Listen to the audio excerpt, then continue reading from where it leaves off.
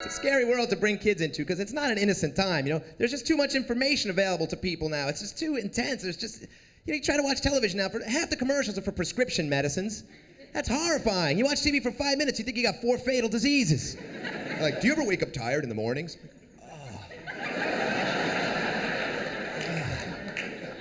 They have commercials for prescription medicines that treat venereal diseases. When did that start happening? Could you imagine that? You're sitting there with your kid, you haven't even explained sex yet, now you gotta jump right to the genital herpes, you know? Hey, what's that, Daddy?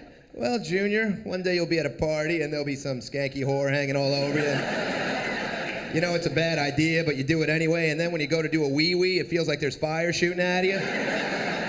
Then you take some of that stuff, sweetheart. That's what that is. That's about suppression.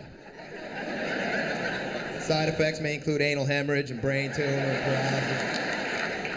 Sleep tight, Junior. I'll tell you, this Viagra thing has me a little bit confused. I mean, I can't wait till I stop having erections. Finally, some peace and quiet. I always thought that was one of the benefits of getting old, was you didn't want to have sex anymore so you could finally be yourself. You ever talk to an old guy? They're the only really honest people left on the planet.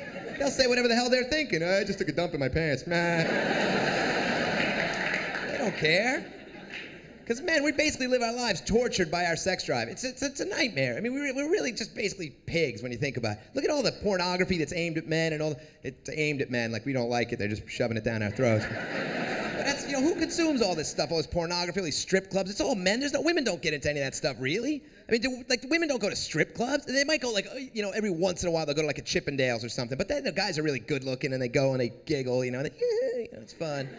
There's no ratty-ass, disgusting strip club for women to go to like we have. You know, no ratty place with like big fat guys with hairy backs and one ball dancing on the bar, you know. We'll go to the worst, most nightmarish place. I've been in strip clubs that are just horrible, and guys go all the time. There's like girls with burn marks and scars and penises, you know, and umbilical cords. They got like one fake breast because they're saving up to buy the other one, you know. They can't even dance. They just sort of march angrily back and forth across the stage.